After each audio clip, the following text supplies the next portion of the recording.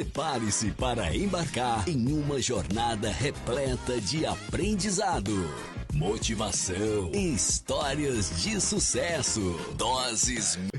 Ei, pessoal, tá seco demais. A gente tá pra bater um dos recordes aí, ó. Semelhante que a gente tá vivendo aqui em Brasília nesses dias, esse tempo tão longo de seca. Já aconteceu antes, mas nos anos 60 teve um ano que aconteceu semelhante. É interessante saber que é um ciclo, ou seja, dá para superar. Só que tem um fator agora que são as queimadas. Vamos conversar um pouco a respeito disso, cuidado com a natureza. Vamos falar sobre educação climática. Muito bacana, ninguém melhor do que ela. Nossa educadora, proprietária da escola Sempre, fica no Lago Norte, que é uma região nobre aqui do Distrito Federal. Senhoras e senhores, Patrícia Casa Santa. E aí, Léo? Ó, gente! Ó, gente! Ó, meu rei! Ei, manhã tá bem? Você tá por fora, tá? Eu quase fiquei lá na Bahia pra viver da minha arte. Tocando repique. Timbalada queria me contratar, mas eu falei, não, tem que voltar, né? Preciso de transformar a educação desse país. Certo. Pensei que você venderia acarajé lá, falar sobre educação comendo acarajé, pezinho na areia. Você sabe que eu nem como camarão, né? Eu tenho esse desvio de caráter. Olha, gente, olha, tá vendo? Não como camarão, é um... Quase perfeita. Segundo meu marido, é um defeito meu. Olha, eu ia te convidar amanhã Uma pra tirar um falha. coco bambu, por minha Não, conta. Mas aí tá fácil, né? Porque eu como cocada de forno, eu como a carne de sol, isso tudo eu como, baião de 2. Tá bom. Tá fácil. Tomo como é que chama? Uma caipirosca de coco, de lixia, isso tudo tem lá também. Sim, senhora. Então já foi lá algumas vezes, apesar do camarão. Apesar do camarão. Patrícia, vamos falar sobre um assunto sério, né? Léo. Vou pegar quantos dias que a gente tá sem chuva aqui, tá? Já são mais de 150. Eu acho que são 154, se Eu não me acho engano. que sim. Aham. Acho que sim. A gente já tá quase andando a camelo aqui, né? Porque tá tipo deserto. Interessante, inclusive, que realmente, assim, de manhã não tá frio. A gente não pode dizer que tá frio. Mas de manhã tá bem fresquinho. Eu saio pra treinar bem cedo, né? Então de manhã tá fresco, de tarde um calorão. Mas você reparou que no meio... Não sei se você reparou que no meio da madrugada... Você dorme com Esfria. ar-condicionado? Não, né? Eu desligo o ar-condicionado, que eu não dou conta do Tem um ar-condicionado. momento na madrugada que dá um pico de calor, eu acordo de calor. Isso. E aí depois começa o frio. esfria. Mas é interessante porque tá no meio da madrugada, foi mais calor do que à noite. O clima tá uma coisa realmente assim, que a gente não sabe o que vai dar. Né? Você falou aí que lá na década de 60 a gente já teve uma seca bem prolongada, como essa que a gente tá vivendo. Eu não sei se com mais dias ou menos dias, mas tinha muito tempo que a gente não vivia isso. E eu suspeito, não tenho certeza, mas eu suspeito que as umidades, a umidade relativa do ar não era tão baixa. Mesmo muito tempo sem chover, a umidade não era tão baixa. É interessante porque na semana passada eu tava, né, como eu falei, eu fui à Bahia, uma umidade maravilhosa. Pertinho do mar, eu tava com gestores escolares aqui de Brasília. Uhum. E uma das coisas que eles estavam falando, porque semana passada a gente tava até na dúvida, suspende aula, não suspende aula, com essa coisa de queimada, né? Quando eu era criança, era comum a umidade bater ali 12% e a aula ser suspensa. Não só a aula de educação física, mas era comum a aula ser suspensa. É verdade. Porque dava um pico assim de 1 ou 2 dias, era comum suspender a aula. Calamidade pública. Calamidade pública, todo mundo em casa, né? Claro que isso não resolvia o problema, até porque as crianças estavam em casa, a umidade continuava baixa, às vezes iam pra rua brincar, mas enfim. É interessante que hoje, esse ano, a umidade bateu 7%.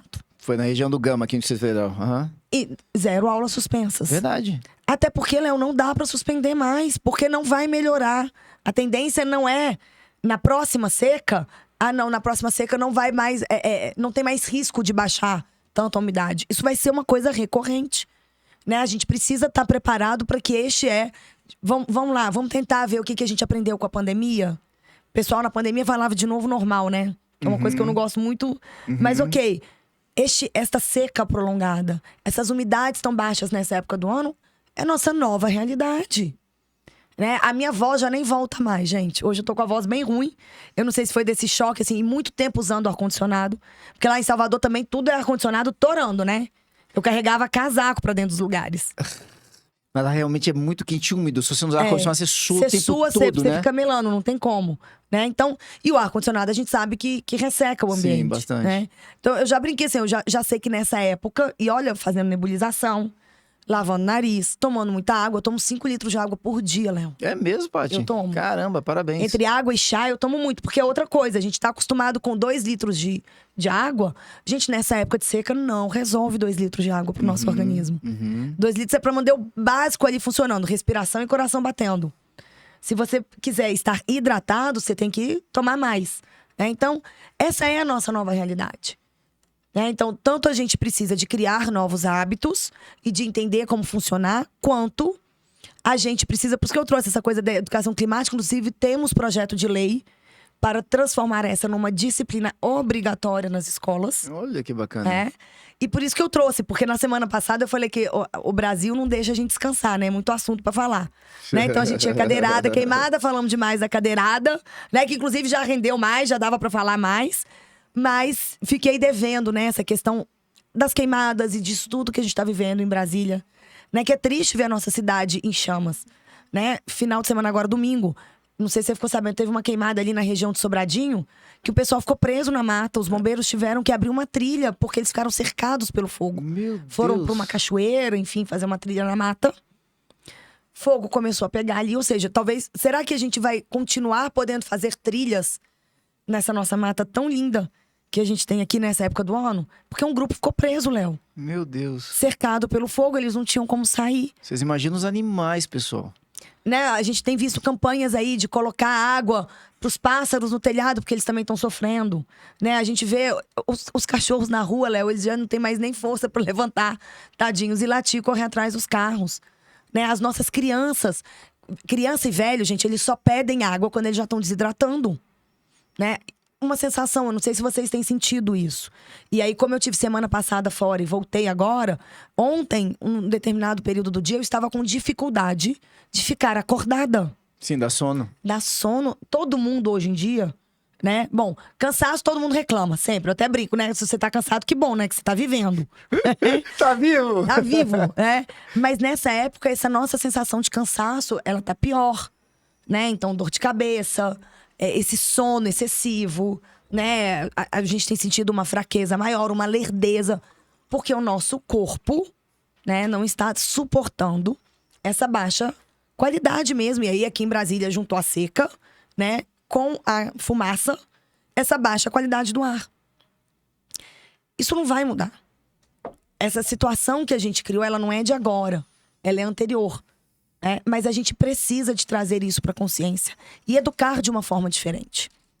Se o caminho é educação climática ou não, né, é ter a disciplina de educação climática ou não obrigatória nas escolas, a gente pode entrar nessa discussão depois.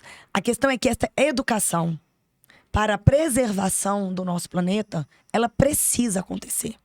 E ela precisa acontecer de maneira formal. Ela não pode ser mais só uma coisa social, na família, campanhas educativas do governo. Ela precisa acontecer formalmente no ambiente onde as nossas crianças e jovens são educados formalmente, que é a escola. Uhum. Eu, inclusive, costumo brincar que se eu tivesse uma escola de ensino fundamental 2 e médio, uma das disciplinas seria essa. Eu não teria a disciplina de ciências. Cara, vai ter uma disciplina para corpo, vai ter uma disciplina para educação climática, vamos falar de meio ambiente, vamos falar de preservação, sabe? Vamos trazer isso, a ciência tá aí dentro, vamos trazer a geografia aí dentro, vamos trazer a história aí, né? Então, é possível, vamos trazer a língua portuguesa e fazer as campanhas, né, com as nossas crianças e os nossos jovens. Então, é preciso falar disso. Agora, aí puxando a sardinha pro lado da educação infantil.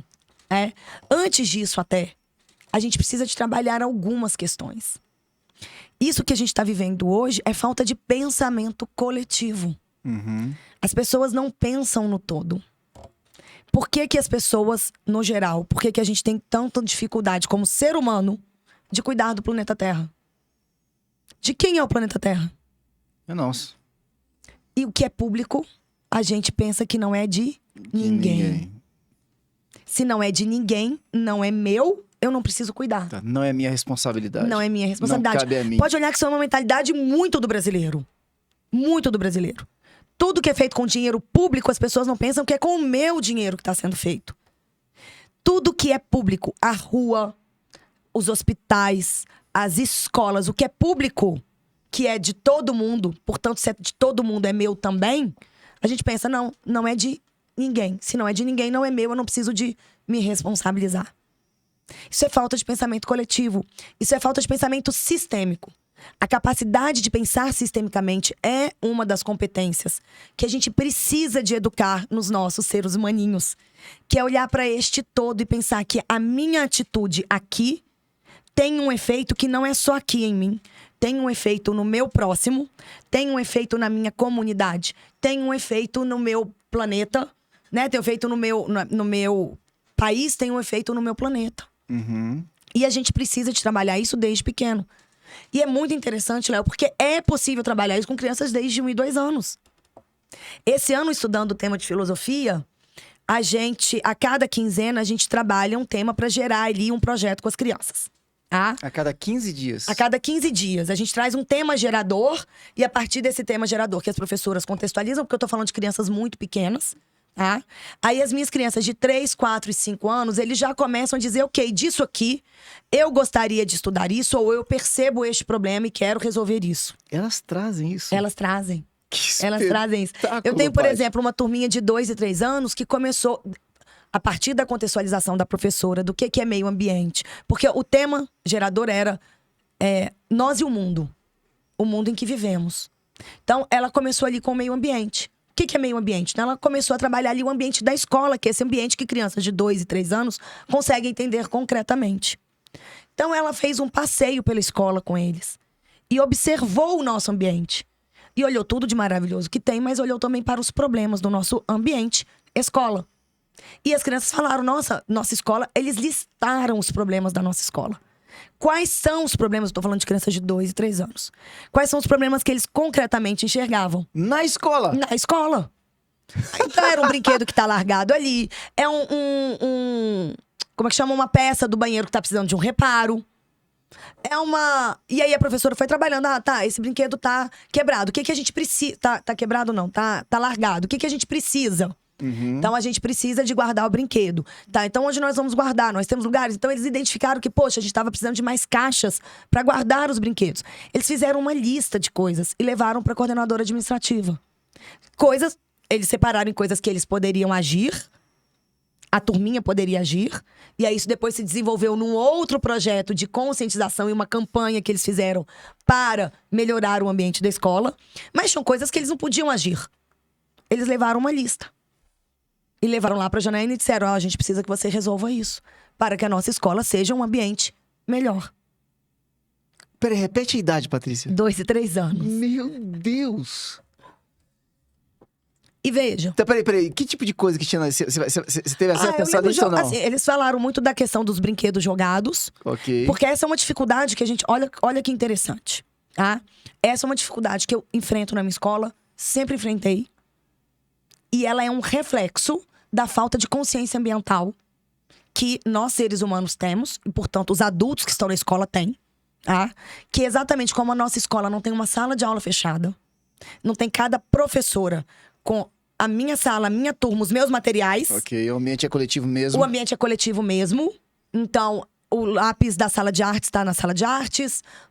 O lápis, canetinha, todo o material, né? Então, tem material na sala de pesquisa, eu tenho material no ateliê de artes, eu tenho material na Praça das Letras.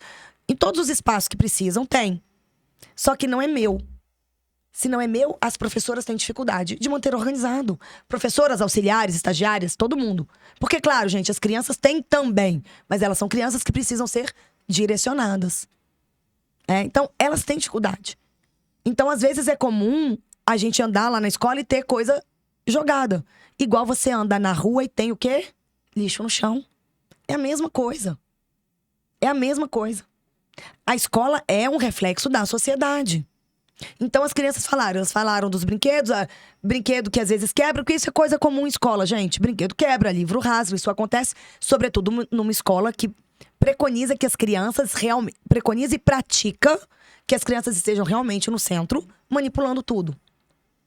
Então eles falaram disso, eles pediram mais cadeiras. A gente tem cadeira suficiente, só que a gente tem algumas cadeirinhas coloridas que eles gostam mais. E as nossas cadeiras, elas têm cores diferentes e alturas diferentes. Ok. E aí eles querem que substituam as outras que são mais padronizadas, que são mais antigas, por essas coloridas. Olha como é que as crianças botaram as vontades deles ali mesmo. Isso é legal, hein? Sim, sim. E veja, coisas que fazem sentido. Percebe? Algumas a gente vai atender, outras não. E aí é onde entra a educação. Isso aqui você pediu, bacana, faz sentido ter. Isso aqui você pediu, não faz sentido ter. Inclusive, a cadeira agora eu vetei. Eu falei, não, agora a gente não vai. A gente precisa de... E aí é isso, né? A gente precisa de realocar os nossos recursos financeiros para aquilo que agora é mais necessário. Então, eu expliquei pra eles, olha, não tem dinheiro pra tudo. A gente vai primeiro fazer isso, depois, se tiver dinheiro, a gente faz aquilo. Entende? E tudo bem. Agora, eles olharam pro ambiente. Eles viram o problema. Eles tiveram ideias para resolver o problema e colocaram em prática, e a que eles não podiam fazer, eles entregaram a quem é de direito fazer. A minha turminha de 1 e 2 anos, aí eles são pequenininhos, eles ainda não estão nesse ponto de escolher os projetos, né, e de trabalhar os projetos. A gente trabalha com eles nessa parte de contextualização, mas a gente trouxe para eles, e eles construíram, né, essa ideia de que eles estão dentro da escola sempre. A escola sempre está dentro do Lago Norte. O Lago Norte está dentro de Brasília. Brasília está dentro do Brasil. Brasil está dentro do nosso planeta. Então, que quando eu cuido da escola, portanto, eu cuido do planeta. E se eu não cuido da minha escola, eu também não estou cuidando do planeta. E a gente fez isso com caixas. A professora pegou várias caixas, pintou com as crianças, decorou. E aí vai trabalhar controle motor, vai trabalhar discriminação visual, vai trabalhar textura, a parte de percepção tátil. Vai trabalhar o tamanho das caixas. Vai trabalhar o dentro e fora, porque aí colocou a escola sempre. Porque criança de 1 e 2 anos tem que ser concreta. Colocou a escola sempre dentro da caixa do Lago Norte, a caixa do Lago Norte dentro da caixa de Brasília, a caixa de Brasília dentro da caixa do Brasil, a caixa do Brasil dentro da caixa do planeta. Então você trabalha os conceitos matemáticos todos, você trabalha a lógica. E claro, né, a criança tenta colocar a caixa grande dentro da pequena, vê que não dá, e agora como que a gente resolve, como que a gente pode fazer, testando hipóteses e resolvendo problemas ali, ao vivo e a cores, e brigando pela caixa e falando, não, agora é minha vez, agora é sua vez. Então trabalhando toda a parte socioemocional.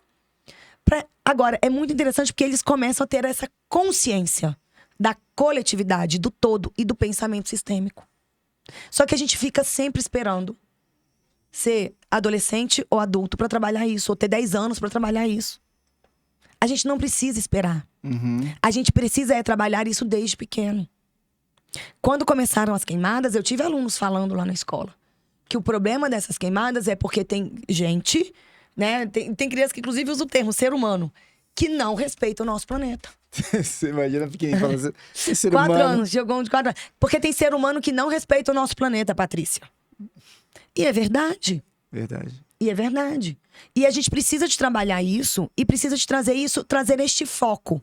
E aí, de novo, onde eu falo, escola deveria ser lugar de atividades coletivas.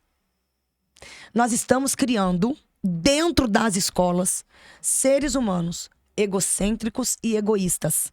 Porque é o meu... Veja, eu falei da professora, né? Que não tem a minha turma, a minha sala, o meu material. Mas o que essa professora aprendeu lá enquanto aluna? É o meu livro, o meu estojo, a minha carteira, a minha prova, o meu trabalho. É tudo meu.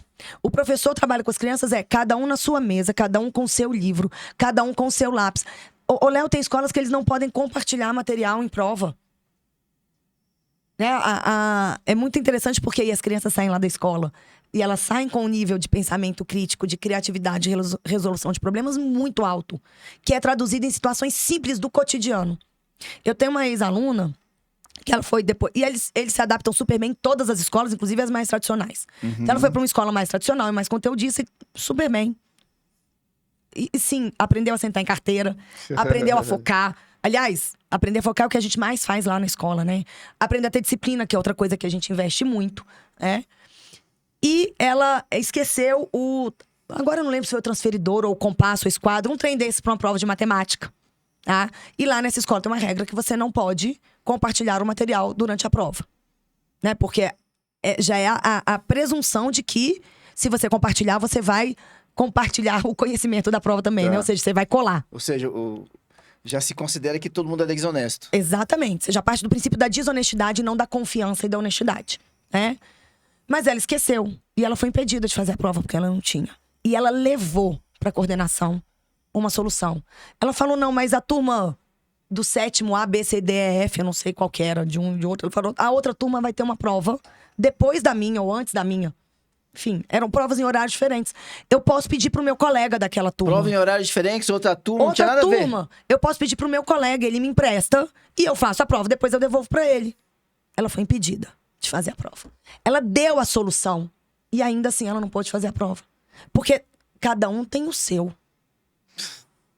E aí o que tá por trás é, você deveria ter responsabilidade de trazer as suas coisas. É verdade.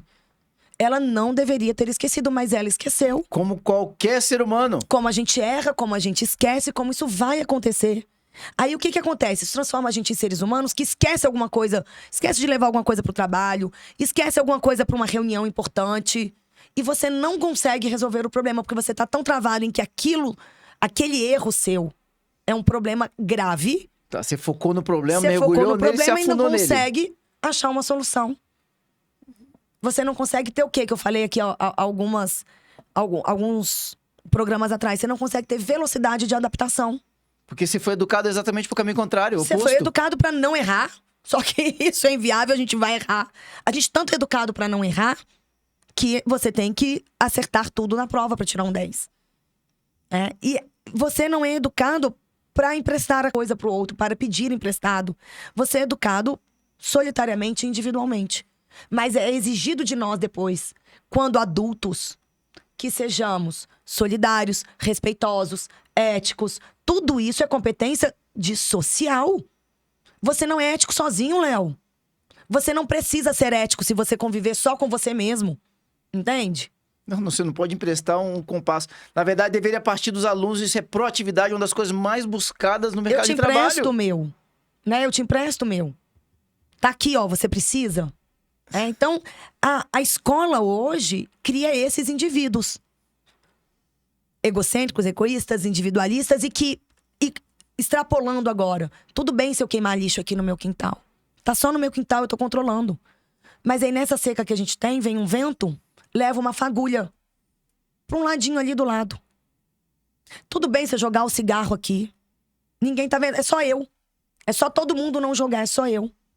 Então a gente tá criando esses seres humanos que não olham para o todo e não pensam sistemicamente. Ou seja, o que eu faço aqui não tem impacto só sobre mim. Tem impacto sobre todo mundo que tá à minha volta. E o que eu faço agora, às vezes, não tem um impacto agora.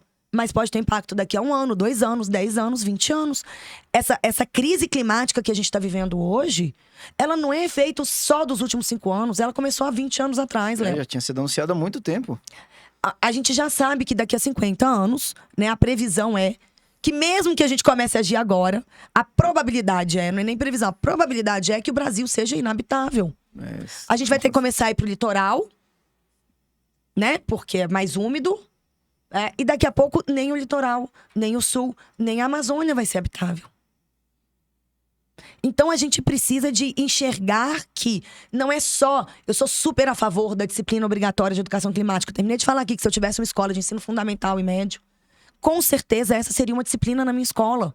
Mas também não vai adiantar só a gente dizer que as escolas agora têm que ter educação climática se no momento de língua portuguesa, matemática, ciências, história, geografia, no intervalo, na entrada, na saída, nas tarefas de casa, a gente não trouxer a importância da coletividade, desse pensamento sistêmico, de olhar para o outro, de agir em prol de um bem maior, inclusive, né, de fazer alguns sacrifícios, de ceder o que eu quero em prol de algo maior, em prol da coletividade. Porque é isso que a gente precisa fazer.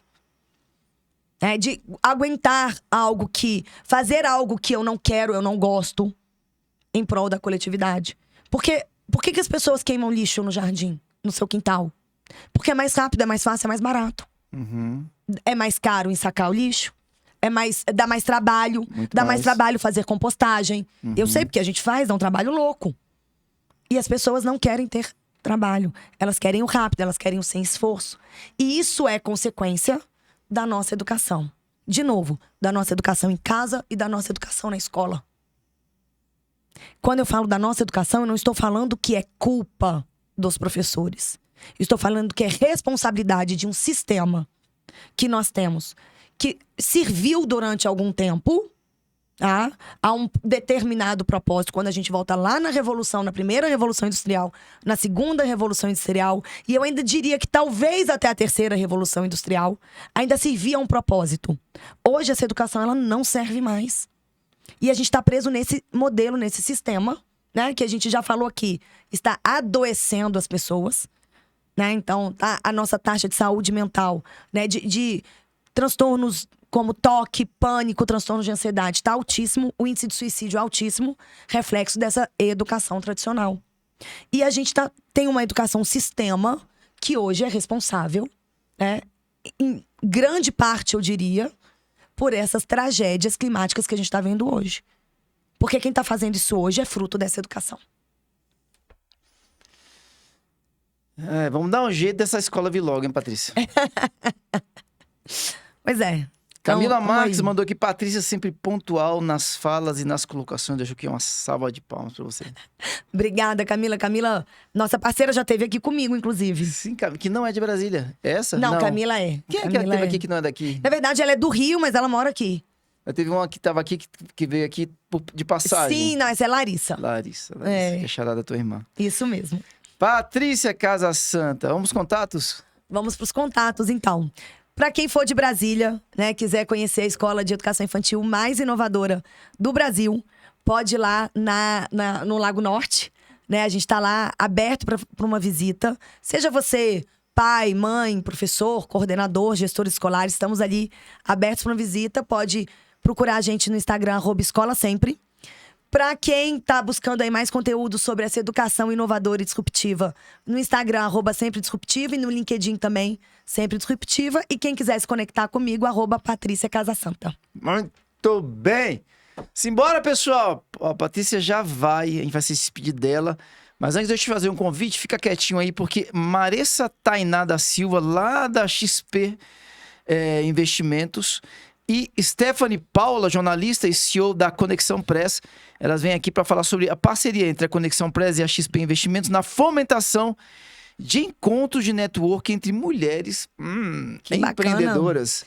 Você Mulher sabe que... CEO, Deus me livre. Pois é, eu vou falar isso agora. Você sabe que seriam outras duas disciplinas, né? Educação financeira e educação empreendedora.